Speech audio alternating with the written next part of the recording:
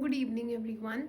So, today we are going to focus on how an analyst quickly read a balance sheet. We would, I would today give you five basic facts that every analyst see. Okay. Firstly, a basic rule of every balance sheet is a quick revision, that is asset side is equals to capital plus liabilities. We have all seen a balance sheet look like this, where we have assets and we have liability here, and there we have a capital area. Now in the asset side we have two type of assets. One is current assets and one is non-current assets, yeah, long-term assets, fixed assets as in. So we have here fixed assets. Fixed assets are those which are for a greater tenure of more than 1 year, and current assets which are going to mature in less than or equal to 1 year. Okay, अब current assets में आ जाते हैं prepaid expenses, debtors, then your inventory. ऐसे इसमें काफ़ी सारे examples होते हैं जो हमने क्लास 11th 12th में पढ़ा होता है. Now on liability side I have current liability and long term liability. Long term liability are those which are greater tenure of 1 year, and current liability are those which are for less than or equal to 1 year. Okay, beware the bad handwriting, but still ये हमारा एक basic structure रहता है. इसके अंदर हमारा आता है इसमें शेयर होल्डिंग पैटर्न, जो हम इस साइड पे मेंशन करते हैं लाइबिलिटी साइड पे, along with retained earning. Now what is retained earning? Retained earning are those which company has decided not to be distributed in way of dividends. So earnings which are not distributed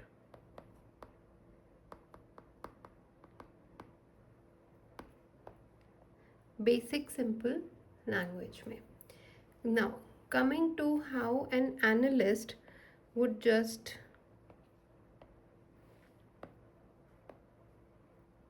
firstly take a glimpse of this particular balance sheet and find some key results on a very short notice कि आपकी company क्या और कैसे कर रही है.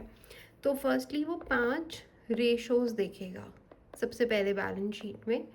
First एक है लिक्विडिटी रेशो. लिक्विडिटी रेशो से मतलब है कि आपके बिजनेस में कितना लिक्विड कैश रोटेट हो रहा है. इसका फॉर्मूला है current assets divided by current liabilities. Okay, इसे हम बोलते हैं लिक्विड रेशो. इससे हमारे कंपनी की जो लिक्विडिटी रेशो है वो पता चलेगी. आइडली इसको 2:1 रहना चाहिए, which means asset side has to be twice of whatever is my liability. कि अगर मेरी कोई current liability within 1 year में अराइज हो जाती है, जैसे अगर मुझे किसी क्रेडिटर को पे ऑफ करना है, तो एटलीस्ट मेरे पास उसका 2x अमाउंट ऑफ एसेट होना चाहिए कि मैं उसे पे कर दूँ. नेक्स्ट रेशो जो वो लोग देखते हैं that is debt equity ratio. Debt equity ratio क्या पता चलता है इससे? इससे कंपनी के फाइनेंशियल लिवरेज का पता चलता है कि कितना लोन उन्होंने लिया हुआ है, कितनी इक्विटी जिसे हम कहते हैं उनका स्किन इन द गेम कितनी है। ये फ्रेज़ आप लोगों ने बहुत जगह सुना भी होगा। अगर हमारी डेट इक्विटी रेशो काफ़ी हाई है, ओके, तो उसको हम बोलते हैं एग्रेसिव रिस्किंग। ये सारी टर्म्स आप इंटरव्यू में यूज़ करेंगे, सो डेफिनेटली पता चलेगा कि आपको कॉन्सेप्ट की नॉलेज है। एग्रेसिव रिस्किंग से मतलब कि अगर किसी केस में इंटरेस्ट रेट आपका इंक्रीज़ हो जाता है, अगर आरबीआई ने इंटरेस्ट रेट इंक्रीज़ कर दिए हैं, तो जो आपने लिवरेजेस ली हुई हैं उस पर आपको अब इंटरेस्ट ज़्यादा पे करना है, और इसी केस में अगर आपका रेवेन्यू ड्रॉप हो जाता है तो आपकी रिस्किंग प्रोफाइल ख़राब है। दैट मीन्स आपके पास इतना आपके जो इंटरेस्ट एक्सपेंसेस हैं वो काफ़ी हद तक बढ़ जाएंगे। अब ये इंडस्ट्री टू इंडस्ट्री स्पेसिफिक रहता है। अगर मैं मैन्युफैक्चरिंग सेक्टर उठाऊं तो उसमें मेरा डेट टू इक्विटी रेशो हमेशा हाई ही मिलेगा। वाई? क्योंकि उसमें काफ़ी सारा फिक्स्ड एसेट एम्प्लॉय हुआ होता है। अब फिक्स्ड एसेट बनाने में या फैक्ट्री बनाने में हमें काफ़ी सारा लोन लेना पड़ता है। विथ कंपैरिजन अगर मैं सर्विस सेक्टर की कोई कंपनी उठाती हूँ तो उसका डेट टू इक्विटी रेशो हमेशा लो रहता है। थर्ड चीज़ जो ये लोग देखते हैं वो है इन्वेंट्री टर्नओवर एंड क्वालिटी। अब इससे हम क्या मतलब है कि अगर आपकी इन्वेंट्री हर क्वार्टर वाइज बढ़ रही है लेकिन आपकी जो सेल्स है वो इधर अगर इंक्रीज़ हो रही है तो बहुत ही लेस परसेंटेज से, या एकदम स्टैग्नेंट है, तो लेकिन आपकी इन्वेंट्री बढ़ रही है पर क्वार्टर बाय क्वार्टर आपकी सेल्स स्टैग्नेंट है, मतलब आपके पास बहुत सारा डेड स्टॉक कंपनी के पास पड़ा हुआ है। हम सबको इनके फॉर्मूलेस पता है, लेकिन एग्जैक्टली देखना क्या है और उससे क्या समझ में आएगा, that is important, right. Fourth चीज़ जो ये लोग देखते हैं वो है रिटेन्ड अर्निंग।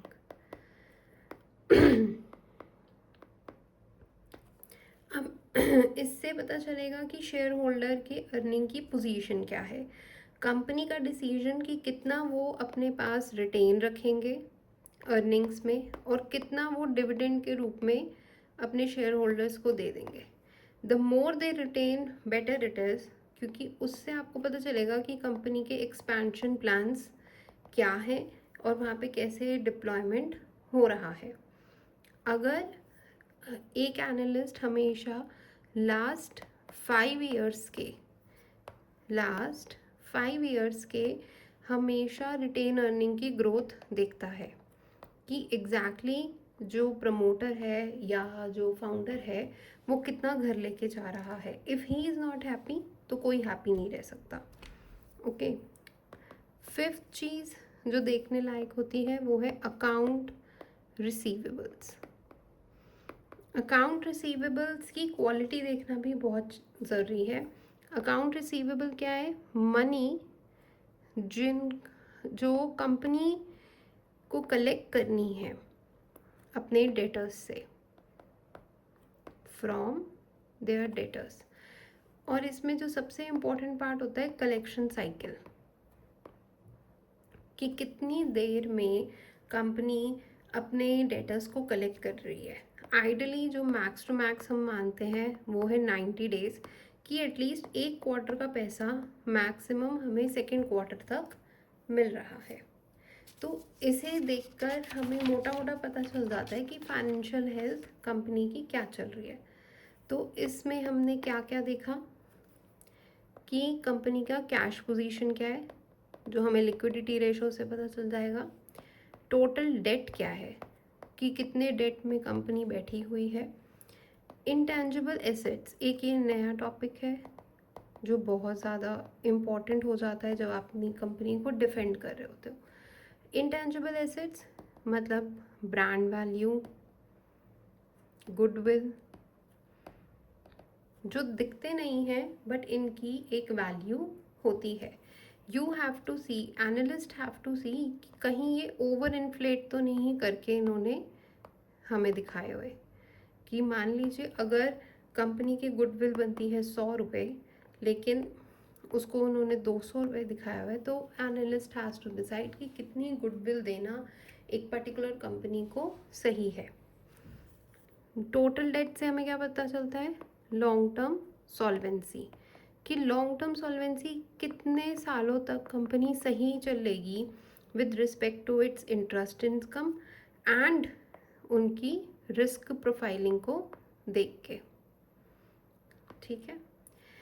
और कैश पोजीशन से हमें पता चलता है कि इमीडिएट सर्वाइवल हो पाएगा इसका या नहीं। फॉर एग्जांपल अभी हम यहाँ पे हैं, इन जियोपॉलिटिकल कंडीशंस में बैठे हैं, अब इसमें हो गई है वॉर। अगर किसी का हमारी ऑपरेटिंग साइकिल अच्छी नहीं है या उसकी लिक्विडिटी रेशो अच्छी नहीं थी, मतलब उसके पास उतना कैश था ही नहीं, तो अब उसको क्या क्या चैलेंजेस आएंगे? 1, उसको सैलरीज नहीं दे पाएगा वो, सबसे बड़ी बात। अपना इन्वेंट्री की साइकिल नहीं कर पाएगा, उसके पास माल ही नहीं होगा आगे बेचने के लिए। तो इस तरीके की में रेशोज़ का एनालिसिस करना और उनकी सही तरीके से स्टडी करना बहुत ज़्यादा ज़रूरी हो जाता है। Because once any venture capital और any private equity firm invest, तो वो प्रिडिक्ट करके चलते हैं कि कोई भी कॉन्टिजेंसी में हमारा पैसा कितना डूब सकता है और कितना अप हो सकता है। ये सारी चीज़ें हम करेंगे नेक्स्ट वीडियो में। अभी के लिए इतना ही। Thank you.